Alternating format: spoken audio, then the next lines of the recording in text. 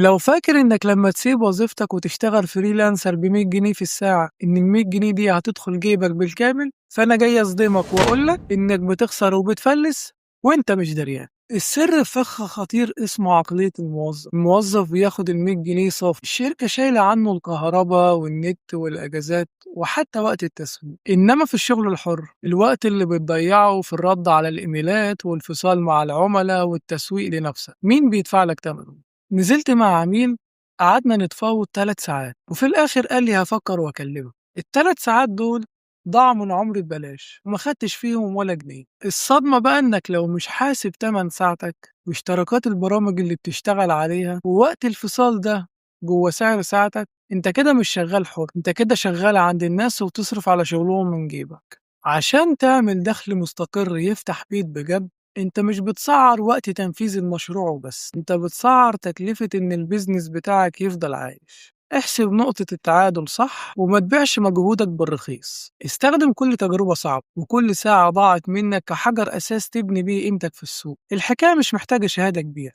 محتاجة بس تفهم اللعب. لو عايز نبني المسار ده سوا خطوة بخطوة وبأدوات بسيطة، اجهز للفيديو الجاي. سلام.